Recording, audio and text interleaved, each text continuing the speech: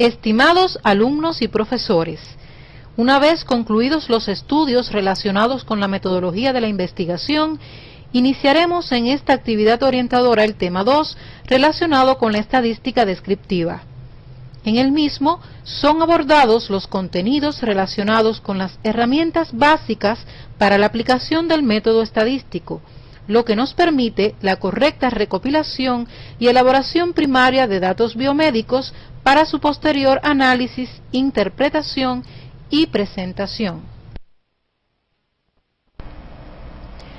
Estimados alumnos y profesores, con la tercera video orientadora de nuestra asignatura de Informática Médica 2, pretendemos, al cumplimentar el siguiente sumario, describir el método estadístico, sus etapas, características y aplicación. También esperamos poder explicar las fuentes, los procedimientos y métodos de recopilación de datos, las características de un formulario y los errores más comunes que se producen durante la recolección de información.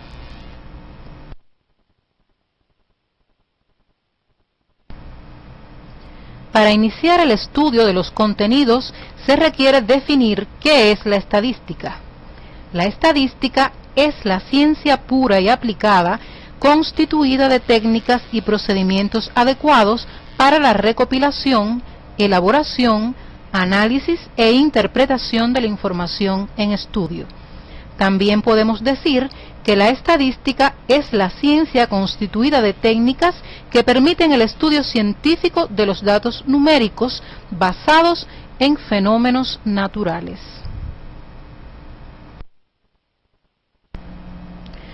Podemos resumir el concepto de estadística con la siguiente definición de Spiegel.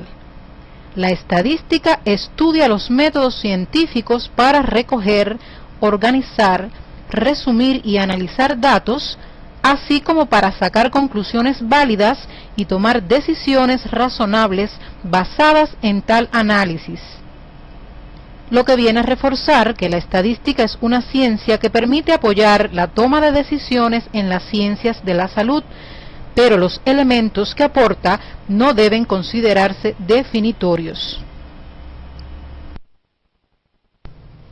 Debemos diferenciar entre los términos estadísticas en minúscula y plural, que se refiere a un conjunto de datos, mientras que el de estadística en mayúscula y singular se refiere a la ciencia encargada de las técnicas y procedimientos adecuados para la recopilación, elaboración, análisis e interpretación de la información en estudio.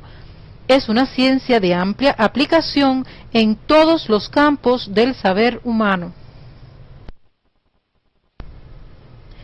La estadística se divide en dos ramas: la estadística descriptiva y la estadística inferencial.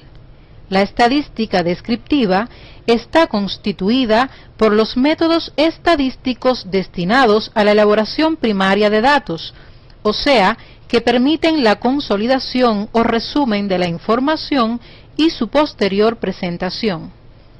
La estadística inferencial abarca los métodos para el análisis y elaboración de los datos con vistas a ayudar a la interpretación de los resultados y lograr su objetivo esencial, que es el de poder tomar decisiones con un mínimo de error. Veamos dos conceptos importantes que son de uso cotidiano en las ciencias de la salud. Universo, también conocido como población, se define en estadística como un conjunto de elementos capaces de tener una o varias características en común bien definidas, y por muestra a cualquier subconjunto de la población. Así, por ejemplo, el conjunto de madres de un estado y el conjunto de madres de un municipio cualquiera del mismo pueden constituir una población y muestra respectivamente. Estos términos son relativos, y a lo que en un momento se le denomina población puede ser una muestra en otro y viceversa. Así, si se analiza el ejemplo anterior, el grupo de madres de un estado será muestra del grupo de madres de todo el país, pero el grupo de madres de un municipio puede representar una población, y el grupo de madres menores de 20 años de un municipio puede constituir una muestra. Una vez definidos los aspectos anteriores, estamos en condiciones de adentrarnos en el estudio del método estadístico, que no es más que el método científico aplicado a una ciencia en particular, en este caso la estadística. Su aplicación se subdivide en 4 etapas: planificación de la investigación, que es similar a la etapa de planificación del método científico estudiada en el tema 1 de esta asignatura; recopilación de los datos, en la que profundizaremos en esta actividad; procesamiento de los datos recogidos, que estudiaremos en las próximas actividades orientadoras; y la etapa de análisis e interpretación, que será abordada en próximas actividades orientadoras. A su vez, la primera etapa de la aplicación del método estadístico consta de 4 subetapas que son: planteamiento del problema, búsqueda y evaluación de la información existente, formulación de hipótesis y verificación de las hipótesis. Estas subetapas de la planificación de la investigación son correspondientes a la aplicación del método científico al método estadístico, por lo que son muy similares a las ya estudiadas en el tema 1 de nuestra asignatura. Puede profundizar en estas etapas de planificación de la investigación en el CD de la asignatura. La etapa de recopilación de los datos la estudiaremos en esta actividad orientadora. Las etapas de procesamiento de los datos recogidos y de análisis e interpretación se estudiarán en próximas actividades orientadoras. La segunda etapa del método estadístico es la recopilación de los datos, que consiste, como su nombre lo indica, en la recogida de los datos para el desarrollo de nuestra investigación, lo que se logra a través de los métodos de la observación y la encuesta. Esta última puede dividirse en entrevista o cuestionario. El mecanismo utilizado por los investigadores durante la etapa de recopilación de los datos para recolectar y registrar los datos se denomina instrumento. Existen diferentes tipos de instrumentos, entre ellos los formularios, las pruebas psicológicas, las escalas de opinión y de actitudes, las listas u hojas de control y otros. En nuestra actividad orientadora profundizaremos en la confección y aplicación de los formularios. Durante el proceso de recopilación de los datos, un paso de primer orden lo constituye la adecuada clasificación de la fuente de recopilación de datos, del origen, del elemento que la produce. Las fuentes de información serán primarias o secundarias.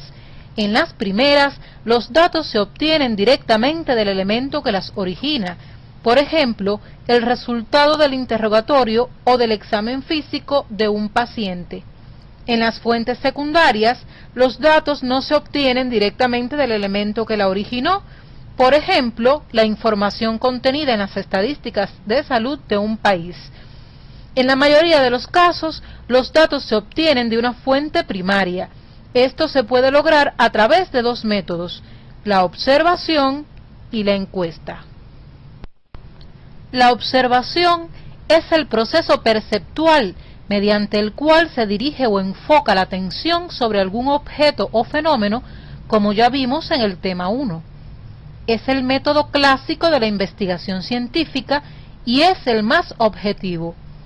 Pero no puede usarse siempre, ya que hay hechos que no están a la vista ni son deducibles y hechos que ocurrieron en épocas pasadas, y no puede utilizarse para conocer las manifestaciones subjetivas de los individuos, por ejemplo, el estado de ánimo. El método de la encuesta consiste en obtener la información de los sujetos de estudio proporcionada por ellos mismos sobre opiniones, actitudes o sugerencias. Hay dos maneras de obtener la información por este método: la entrevista y el cuestionario. Se considera la entrevista como la comunicación interpersonal establecida entre el investigador y el sujeto de estudio a fin de obtener respuestas verbales a las interrogantes planteadas sobre el problema propuesto, utilizando un instrumento. Se estima que es más eficaz que el cuestionario, ya que permite obtener una información más completa.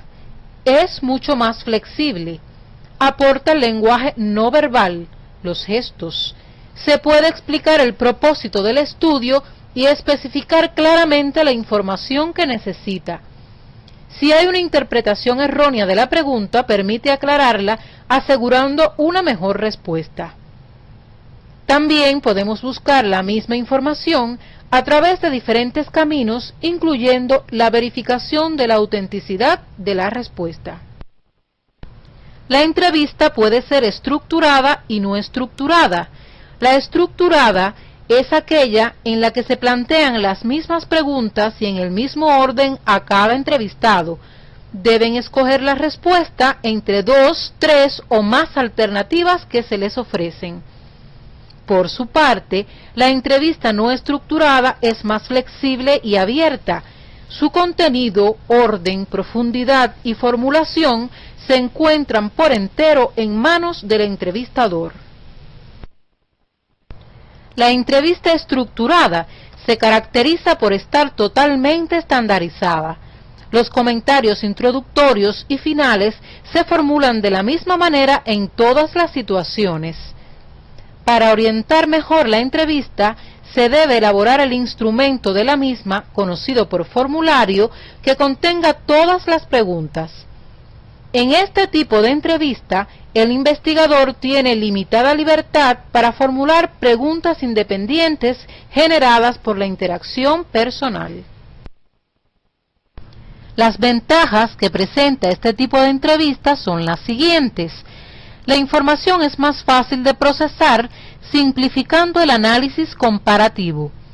El entrevistador no requiere de un entrenamiento exhaustivo en la técnica. Hay uniformidad en el tipo de información obtenida, por cuanto que el guión de entrevista marca la pauta a seguir y el entrevistador controla en orden. Puede ser aplicable a cualquier tipo de sujeto, incluyendo aquellos que no pueden responder por escrito. Pueden requerir menos tiempo. Pero también presenta desventajas, como por ejemplo, es difícil obtener información confidencial. Se limita la posibilidad de profundizar en un tema que emerja durante la entrevista. Las respuestas pueden no efectuarse con las propias palabras de los entrevistados. Los entrevistados pueden ser dirigidos y por tanto proporcionar información errada. La entrevista no estructurada es más flexible y abierta, pero debemos tener claro que los objetivos de la investigación rigen y deciden las preguntas. Su contenido, orden, profundidad y formulación se encuentran por entero en manos del entrevistador. El investigador, sobre la base del problema, los objetivos y las variables, elabora las preguntas antes de realizar la entrevista en un formulario, pero está en el derecho de modificar el orden, la forma de encauzar las preguntas o su formulación para adaptarlas a las diversas situaciones y características particulares de los sujetos de estudio. Este tipo de entrevista es muy útil en los estudios descriptivos y en las fases de exploración para el diseño del instrumento de recolección de datos. Es muy usada en los llamados ensayos previos. Las ventajas de la entrevista no estructurada son: es adaptable y susceptible de aplicarse a toda clase de sujetos en situaciones diversas. Orienta a posibles hipótesis y variables cuando se exploran áreas nuevas. Se puede utilizar para profundizar en temas determinados, ampliando la información según lo entienda oportuno el investigador. Las respuestas pueden efectuarse con las propias palabras de los entrevistados, existiendo menos posibilidades de errores en la interpretación. Existe flexibilidad en el desarrollo de la entrevista. Tiene como desventajas las siguientes: se requiere más tiempo, el análisis de la información es más largo y difícil. Es más costoso por la inversión de tiempo de los entrevistadores. Se dificulta la tabulación de los datos, por lo que hay que profundizar en la definición de las variables, ya que no se obtiene el mismo tipo de información de todos los entrevistados. Se requiere mucha habilidad, así como mayor conocimiento del tema. Aún con esas desventajas, y dada la utilidad de la entrevista en sus dos formas, todo investigador debe familiarizarse con su uso, ya que es probable que la aplique en cualquier tipo de estudio. Un ejemplo en la vida práctica lo constituye la entrevista clínica. Por su parte, el cuestionario es el método que utiliza un instrumento o formulario impreso destinado a obtener respuestas sobre el problema en estudio y que el investigado o consultado llena o responde por sí mismo.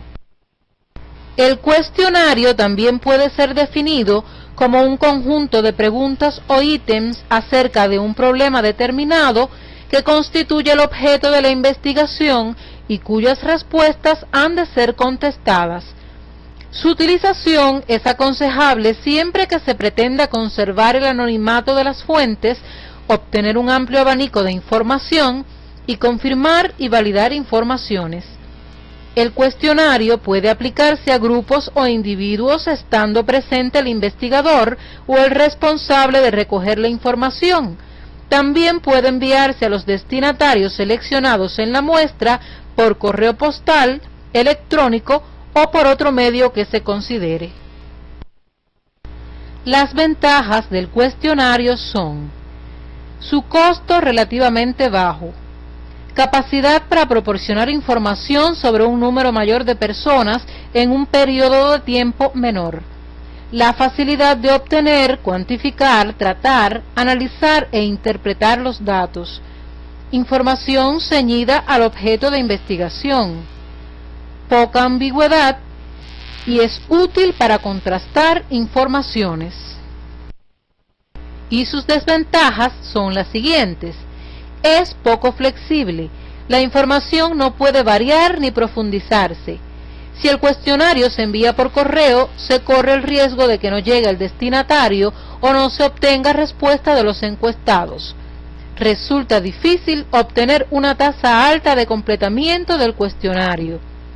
Pueden aparecer problemas asociados con el envío de los cuestionarios, como que no fuesen devueltos, los consultados pudieran evadir la respuesta a algunas preguntas o no darle importancia necesaria a las respuestas proporcionadas.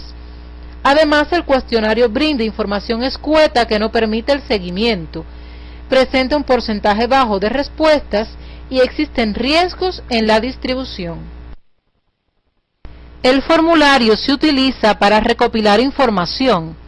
Es el instrumento que se emplea con mayor frecuencia en la recogida de datos. Recoge dos tipos de información: la correspondiente a los datos administrativos y la referida a los datos propios del estudio que se está llevando a cabo. Ejemplos de formulario son las historias clínicas y las hojas de cargo de la consulta. De la información acopiada dependerán los resultados de la investigación o estudio que se realiza, por lo que el formulario debe ser elaborado con especial interés y cuidado. ¿Cuáles son los componentes de un formulario? El título, instrucciones, identificación del encuestado y del formulario, el cuerpo del formulario que incluye áreas y o secciones y preguntas, las observaciones y la identificación del encuestador. El título debe responder a la siguiente pregunta: ¿a qué se refiere o qué es lo que contiene? Las instrucciones se refieren a las orientaciones que se brindan al consultado sobre cómo debe llenar el formulario.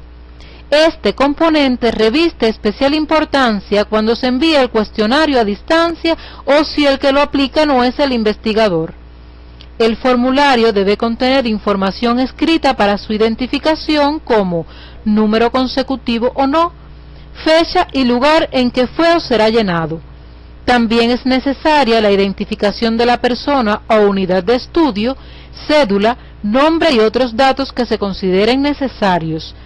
Se debe tener en consideración que en ocasiones la investigación requiere el anonimato de los encuestados, como pueden ser las investigaciones relacionadas con las infecciones de transmisión sexual. El cuerpo del formulario está constituido por áreas y o secciones y las preguntas. El formulario generalmente se organiza en áreas o secciones, las que se ubican según un orden lógico, agrupando las preguntas por temas. Por ejemplo, es habitual iniciar el formulario con los datos generales del encuestado o fenómeno a investigar y continuar con las preguntas específicas de la investigación. Las preguntas se refieren a las variables que se medirán y en este acápite debemos considerar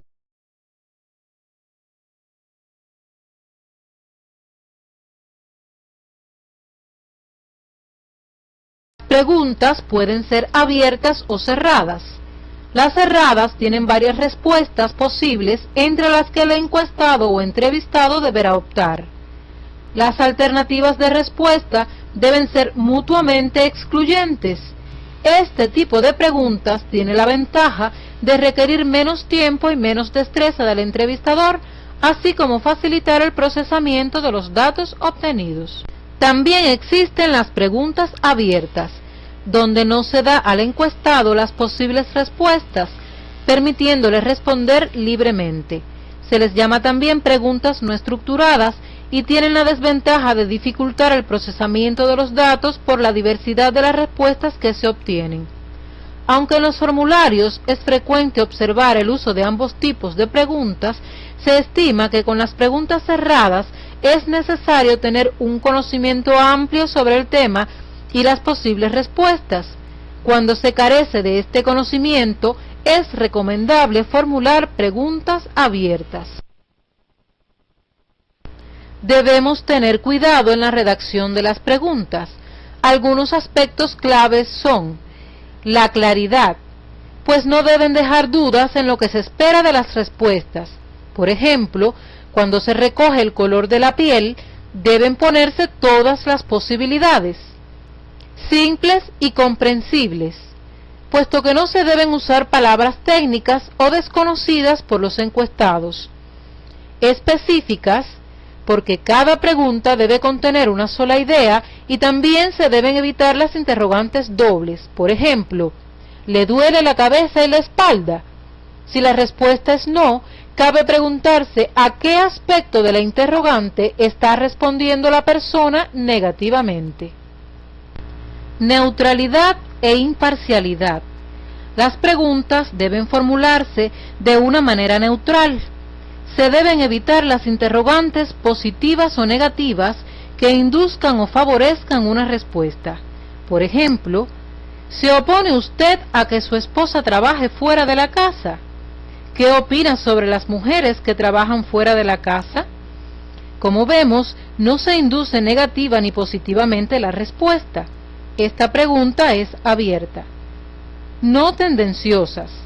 Esto significa que no debemos sugerir que una respuesta es mejor que otra. Por ejemplo, le molesta la luz del sol, ¿verdad? Aunque no le moleste la luz, la tendencia del encuestado es a decir que sí, aunque no sea cierto. El número y el orden, así como la cantidad de preguntas, es otro elemento a considerar en los formularios. Las preguntas deben tener un orden de ubicación según las secciones o áreas del formulario. Conviene ubicar primero las preguntas simples y neutrales, y posteriormente las más difíciles y las de índole personal. Las iniciales deben ser fáciles de contestar y no despertar reacciones negativas en el encuestado.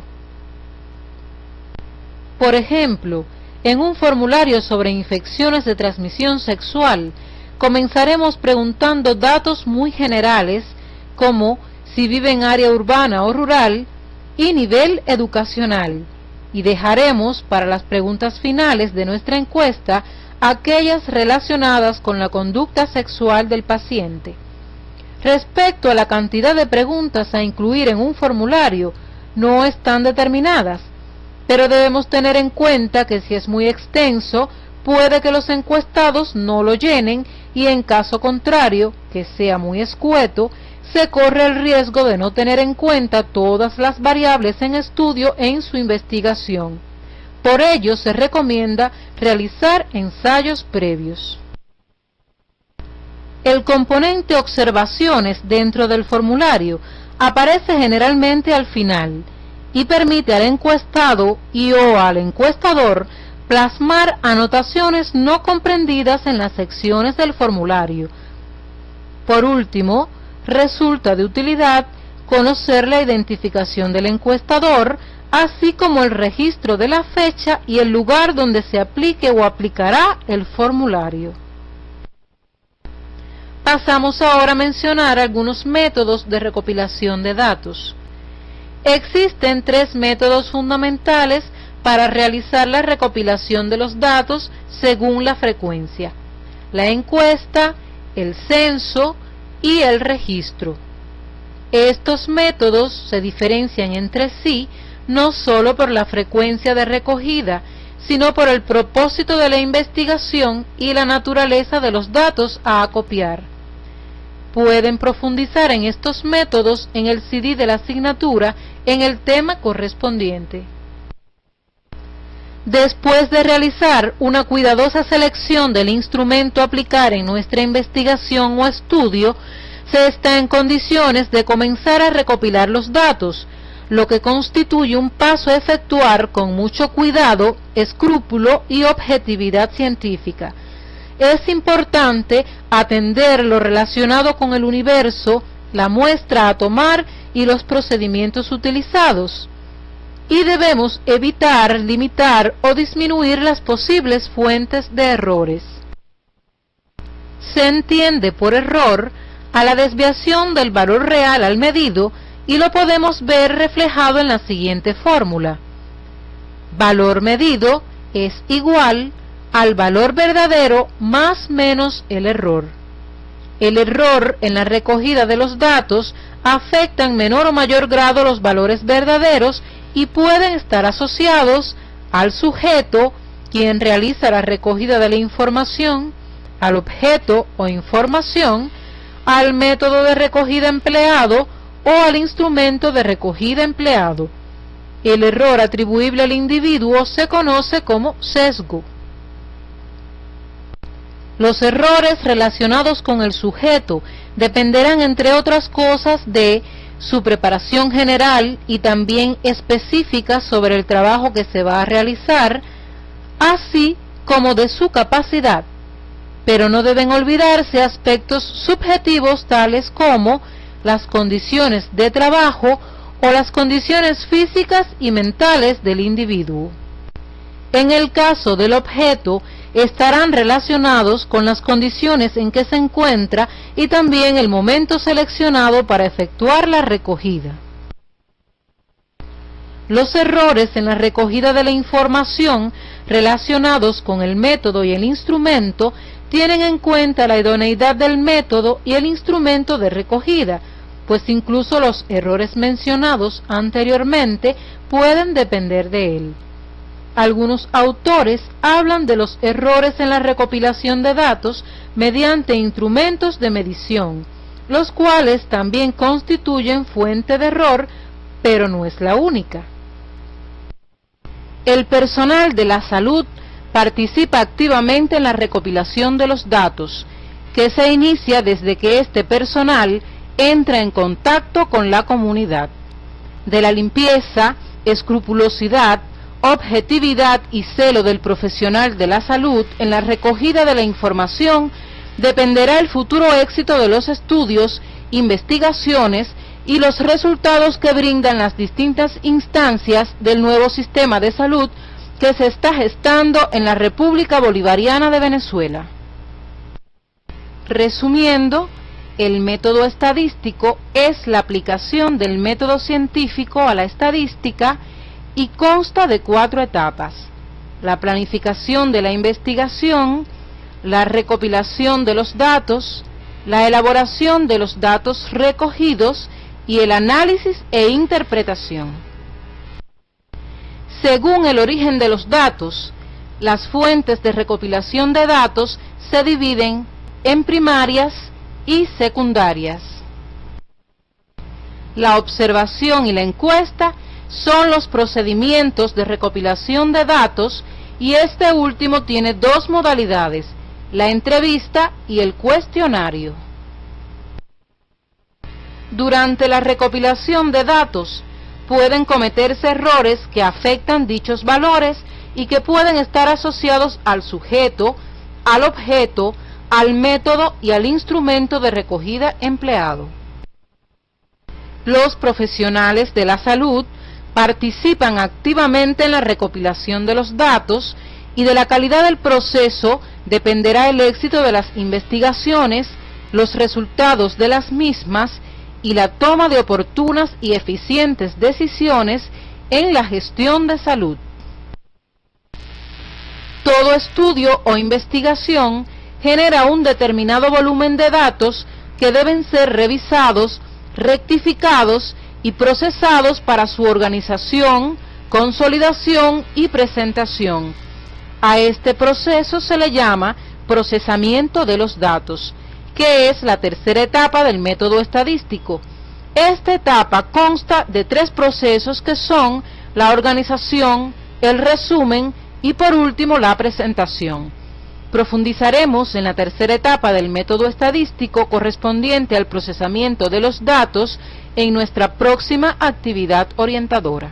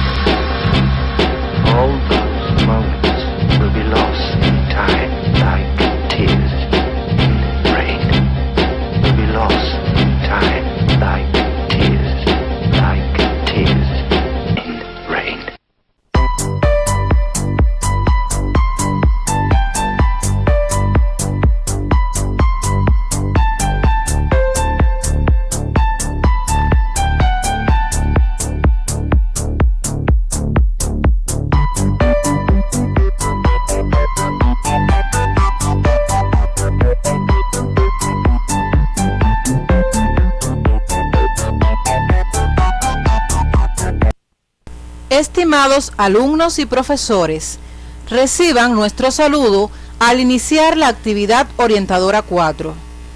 En la actividad anterior iniciamos el estudio de la estadística descriptiva. Hoy continuaremos profundizando en las etapas del método estadístico. El procesamiento de los datos constituye la tercera etapa del mismo, y de su calidad depende el éxito de cualquier investigación y la eficiente toma de decisiones en el sector de la salud. Las investigaciones en las ciencias de la salud generan un gran volumen de datos que deben ser procesados. Esta etapa consta de 3 procesos: organización, resumen y presentación. Con el sumario que les presentamos, nos proponemos que sean capaces de clasificar los datos acorde al tipo de variable. También vamos a poder elaborar distribuciones de frecuencias y describir las características de una clase o intervalo de clase, acorde al tipo de variable en estudio. Todo estudio o investigación genera un determinado volumen de datos que deben ser revisados, rectificados y procesados para su organización, consolidación y presentación. A esto se le llama procesamiento de los datos, que es la tercera etapa del método estadístico. Esta etapa consta de 3 procesos que son la organización, el resumen y por último la presentación. A continuación pasaremos a explicar el proceso organización de los datos. La calidad de este proceso depende de que podamos conocer los datos obtenidos, saber cuáles son sus características comunes o cuán diferente es un dato de otro. Es por eso que se hace necesario organizar, agrupar y clasificar los datos por sus características. Esto nos permite llegar al concepto de variable. Podemos definir que variable es una característica de la población o universo que puede asumir diferentes comportamientos, valores o grados de intensidad entre los diferentes elementos o individuos. Toda característica inherente a los objetos y fenómenos que nos rodean puede ser una variable.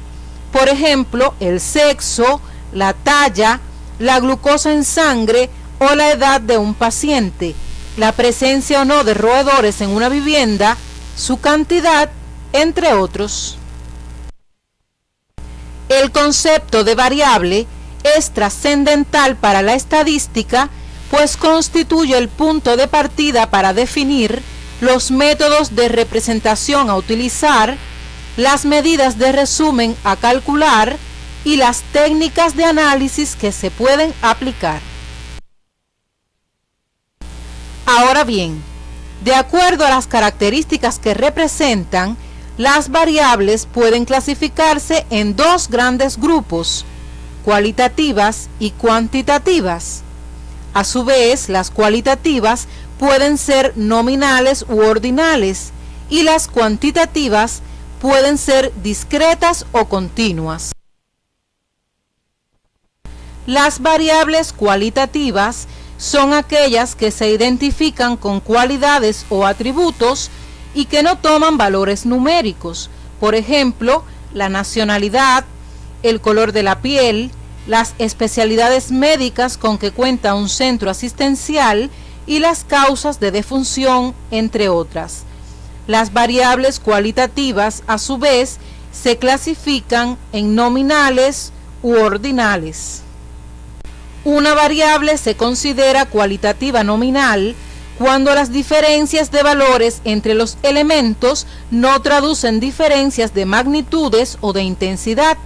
Son cualidades, atributos que no son medibles numéricamente, por ejemplo, el estado civil y el sexo.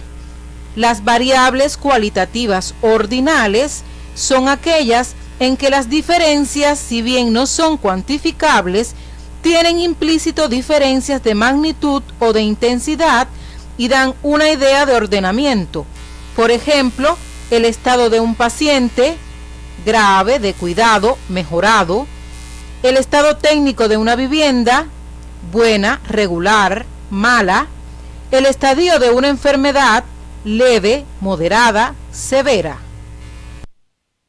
Las variables cuantitativas son aquellas en las que las diferencias existentes entre los disímiles elementos de la población son cuantificables numéricamente. Por ejemplo, la edad, la talla, el peso, el número de camas de un hospital, el número de hijos de una familia. A su vez, Las variables cuantitativas se subdividen en discretas o discontinuas y continuas. Las variables cuantitativas discretas son aquellas que siempre toman valores enteros, de manera que entre dos valores enteros consecutivos no existen posibilidades prácticas ni teóricas de que haya valores intermedios. Por lo general, estas variables resultan del conteo. Por ejemplo, el número de hijos. Una pareja podrá tener 5 hijos, 10 hijos o ningún hijo, pero lo que no podrá tener nunca es 1,6 hijos. Las variables cuantitativas continuas son aquellas que pueden tomar infinitos valores entre dos enteros consecutivos, al menos teóricamente, aunque frecuentemente se emplean valores enteros. Pueden asumir valores fraccionarios y poseen un cero absoluto. Por ejemplo, el peso, la talla y la edad. Resumiendo, las variables pueden clasificarse en dos grandes grupos, cuantitativas y cualitativas. Las variables cualitativas son aquellas que se identifican con cualidades o atributos y que no toman valores numéricos y se clasifican en nominales y ordinales, mientras que las variables cuantitativas son aquellas en que las diferencias existentes entre los disímiles elementos de la población son cuantificables numéricamente y se clasifican en discretas y continuas. Identificar el tipo de variables de los datos de una investigación resulta de vital importancia, ya que todo el procesamiento estadístico depende del tipo de variable. El siguiente paso, una vez identificadas las variables que utilizaremos en nuestra investigación, consiste en determinar las escalas de clasificación de esas variables. La escala de clasificación es aquella en la que se definen un conjunto de clases o categorías para clasificar los datos en función de determinada variable. A este paso de clasificar también se le denomina tabulación de los datos, donde clase o categoría se define como los valores posibles de una variable. En el caso de las variables cualitativas, la propia naturaleza de las variables establece la naturaleza de la escala. Por ejemplo, sexo puede asumir dos categorías o clases en su escala, femenino y masculino. Color de los ojos puede asumir 5 categorías o clases en su escala, negro, ámbar, gris, azul y verde. Sin embargo, en función de los intereses de nuestro estudio, la variable color de los ojos podemos dividirla en dos categorías, oscuros y claros.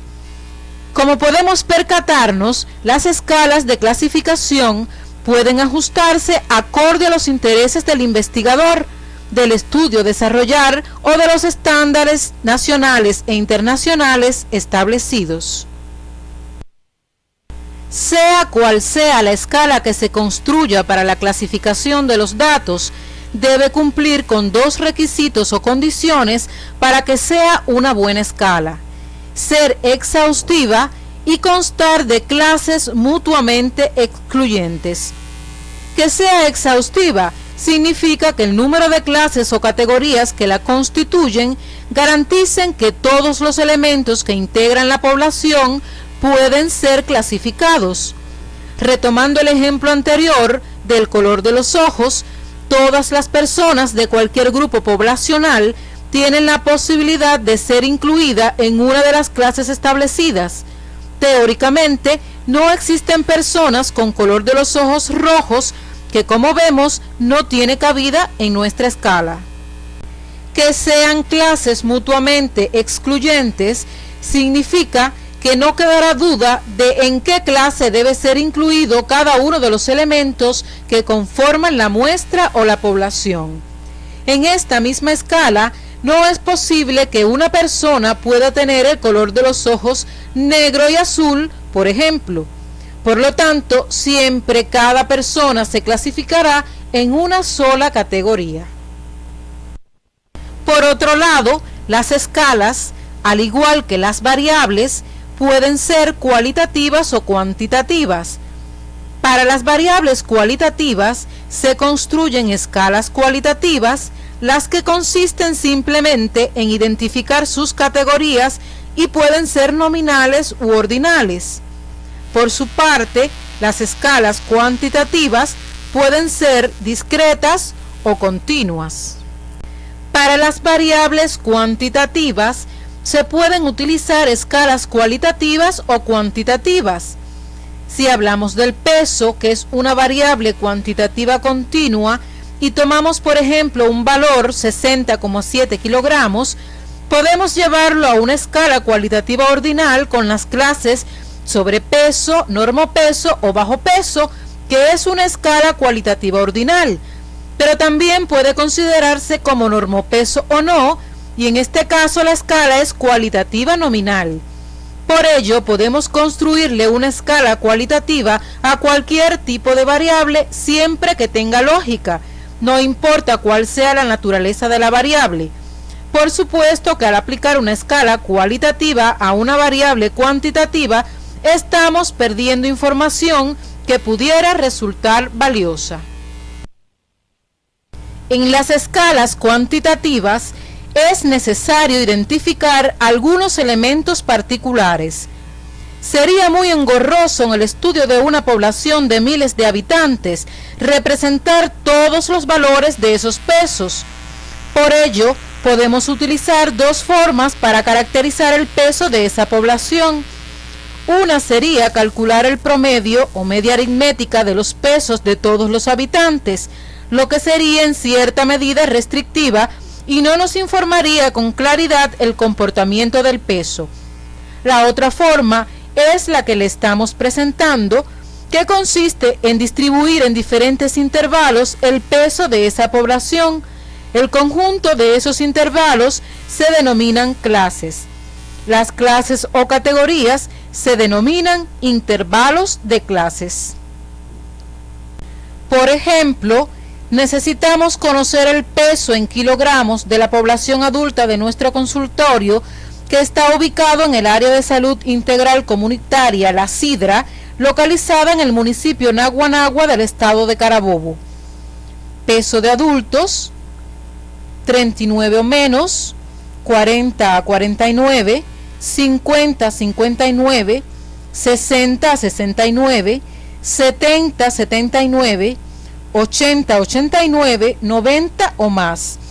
Esta escala consta de 7 intervalos de clases y cumple las dos condiciones básicas de una buena escala: ser exhaustiva y constar de clases mutuamente excluyentes. Como podemos apreciar, los intervalos de clases tienen un límite inferior y otro superior, que se corresponden con los valores que se encuentran a la izquierda y a la derecha respectivamente. El punto medio del intervalo o marca de la clase se calcula restando el límite inferior al superior, dividiendo el resultado entre 2 y sumando este resultado al límite inferior.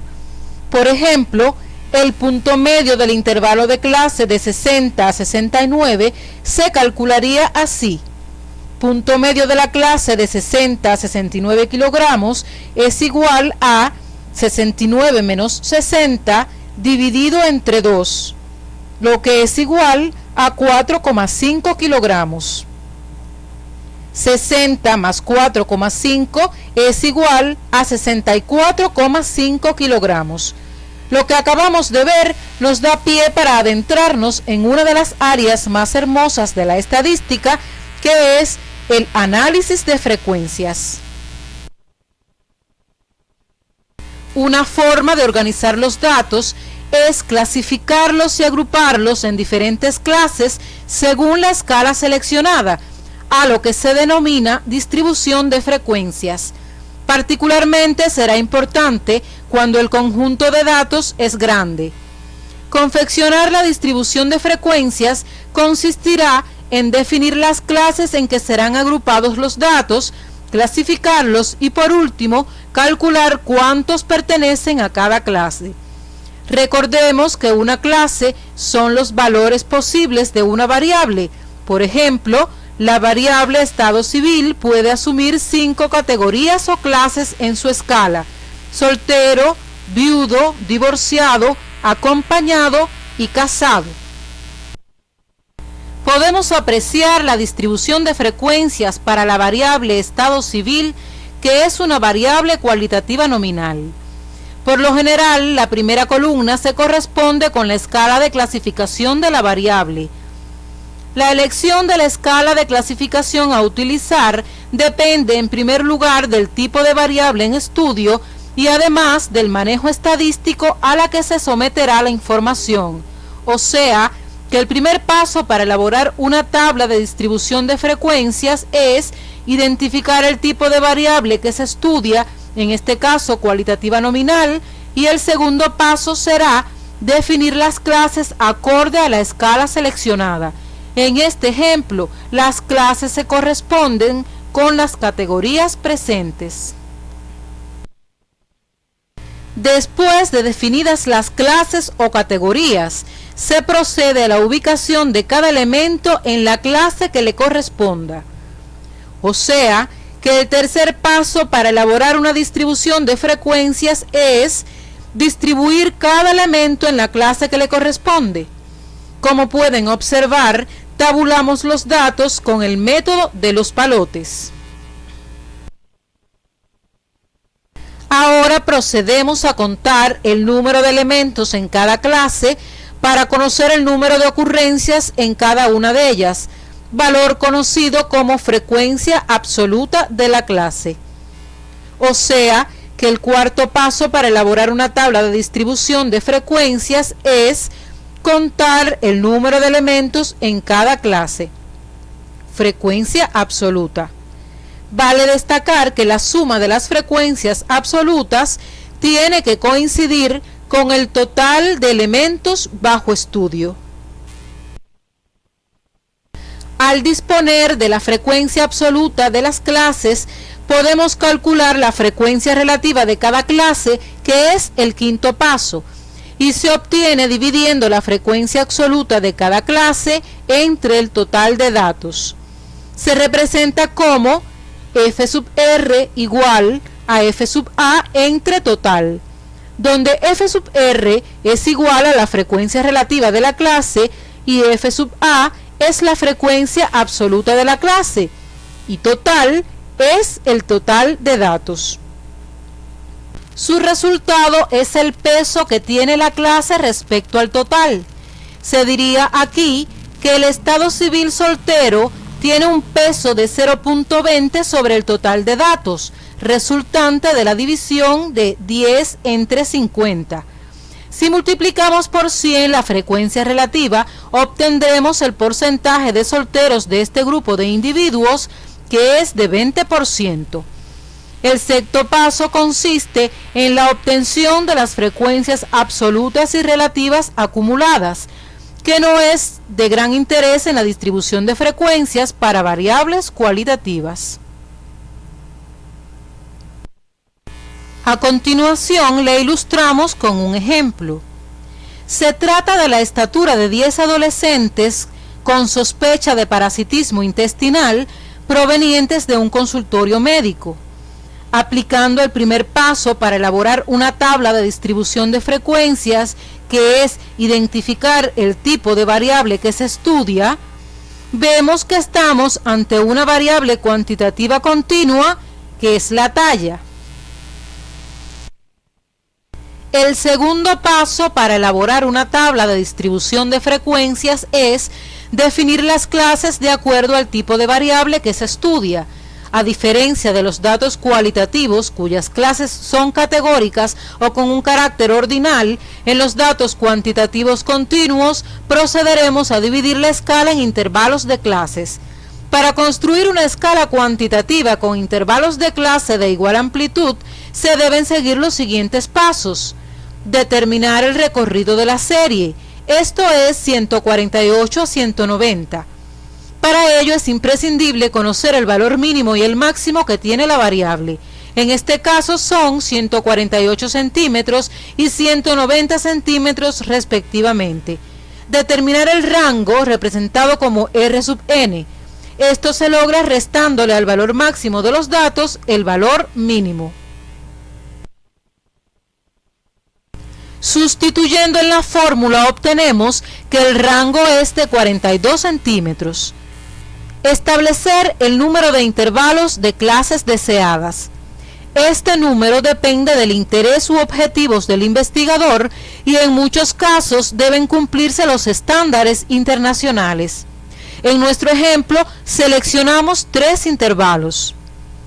Calcular la amplitud, representado con la letra A mayúscula, de los intervalos de clase. Para ello se divide el rango obtenido en el primer paso entre el número de intervalos fijado en el paso anterior. En nuestro ejemplo, el resultado de la amplitud del intervalo de clase calculado es de 14 centímetros, pero en caso de ser fraccionario, se recomienda aproximar al número entero más cercano. Delimitar los intervalos de clase. Para ello definimos al valor mínimo de los datos como el límite inferior de nuestra escala, que es 148 centímetros, representado como L sub i, y se le suma la amplitud de la clase, que es 14 centímetros. El valor resultante va a constituir el límite superior de nuestro primer intervalo de clase, que se representa como L sub s. Nuestro primer intervalo de clase sería 148 a 162 centímetros. Para obtener el límite inferior del segundo intervalo de clase, se le suma una unidad al límite superior del primer intervalo. 162, que es el límite superior de nuestro primer intervalo, más 1 es igual a 163 centímetros. Y se repite de igual forma el ciclo para encontrar los límites superior e inferior de cada intervalo de clase, obteniendo así por resultado los 3 intervalos de clase. El primer intervalo de clase, que es desde 148 hasta 162 centímetros, el segundo intervalo de clase, que va desde 163 hasta 177 centímetros, y el tercer intervalo de clase, que recorre desde 178 hasta 192 centímetros. Hasta aquí los pasos necesarios para construir una escala cuantitativa con intervalos de clase de igual amplitud. Como podemos apreciar, nuestros resultados cumplen con las condiciones básicas de una buena escala de ser exhaustiva. Todos los datos pueden ser incluidos en algún intervalo de clase y de que sus clases sean mutuamente excluyentes, puesto que cada dato puede ser incluido en un único intervalo de clase. Pasamos ahora al tercer paso, que es distribuir cada elemento en la clase correspondiente. Para facilitar el conteo, ordenamos los datos. Como podemos ver, en el primer intervalo de clase caen 5 valores de la talla de los adolescentes estudiados.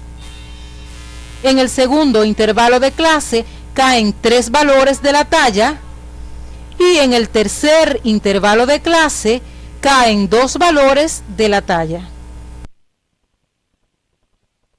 Nuestro cuarto paso es contar el número de elementos en cada clase.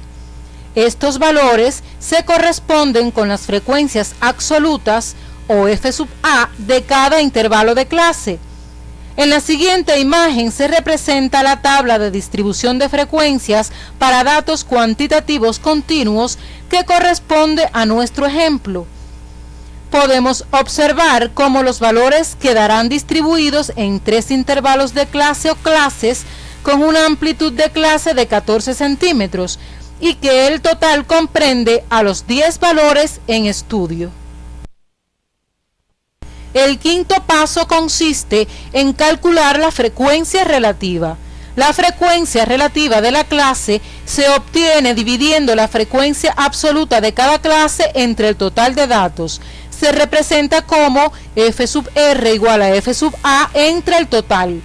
Su resultado es el peso que tiene la clase respecto al total.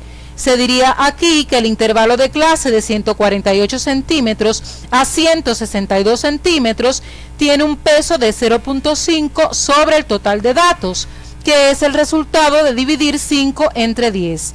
la suma de las frecuencias relativas de los intervalos tiene que tener como resultado la unidad, o sea 1. Si multiplicamos por 100 la frecuencia relativa, obtendremos el porcentaje de solteros de este grupo de individuos, que es de 50%.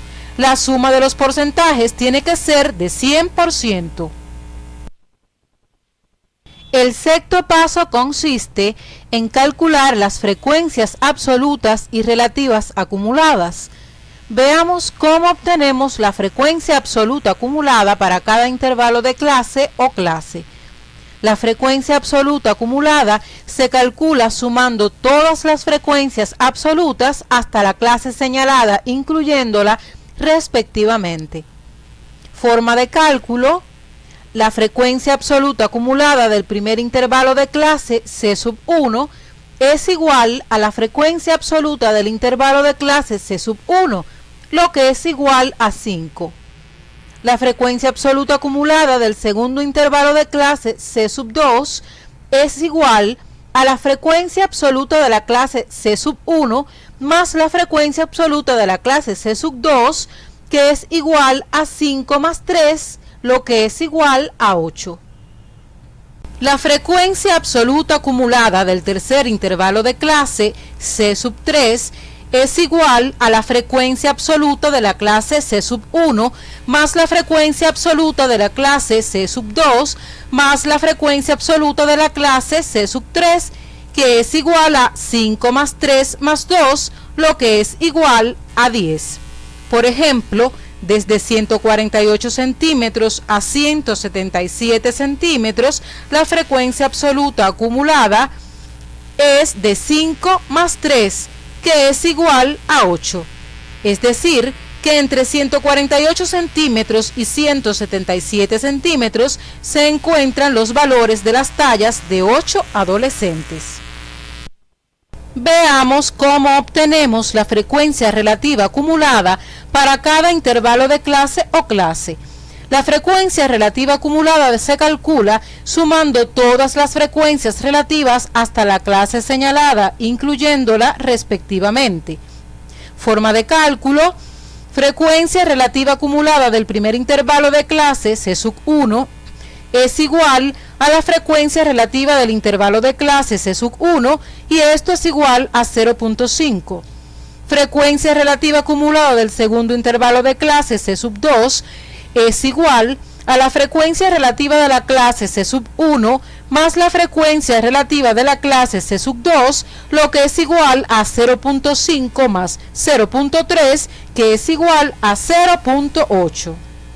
La frecuencia relativa acumulada del tercer intervalo de clase C3 es igual a la frecuencia relativa de la clase C1 más la frecuencia relativa de la clase C2 más la frecuencia relativa de la clase C3, es igual a 0.5 más 0.3 más 0.2, que es igual a 1. Las frecuencias absolutas acumuladas y las frecuencias relativas acumuladas son muy utilizadas en las estadísticas de salud para conocer la actividad de los distintos servicios de las instituciones y poder comparar con iguales periodos de otros años y o de otras instituciones similares. Para elaborar una distribución de frecuencias para variables cuantitativas discretas, se requiere seguir los mismos pasos que para las variables cualitativas y cuantitativas continuas. Le sugerimos profundizar en la bibliografía correspondiente a este tema, que se encuentra en el CD de la asignatura. Resumiendo, los pasos a desarrollar para elaborar una distribución de frecuencias son: primer paso, identificar el tipo de variable que se estudia. Segundo paso, definir las clases acorde a la escala seleccionada. Tercer paso, distribuir cada elemento en la clase correspondiente. Cuarto paso, contar el número de elementos en cada clase, frecuencia absoluta. Quinto paso, calcular la frecuencia relativa. Multiplicando por 100 se obtiene el porcentaje.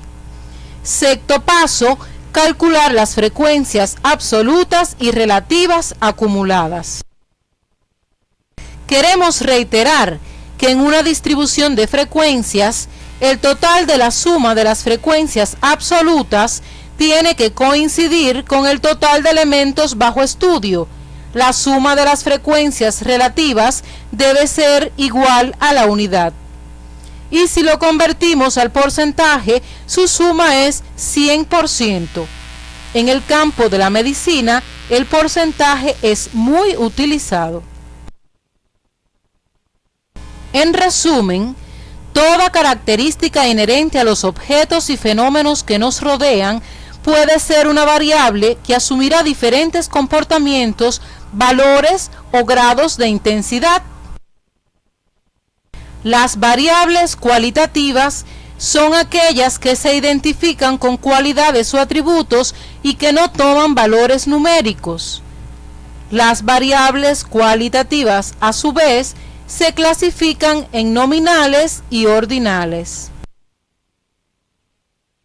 Una variable se considera cualitativa nominal cuando las diferencias en cuanto a sus valores entre los elementos no traducen diferencias de magnitudes o de intensidad. Son cualidades, atributos que no son medibles numéricamente.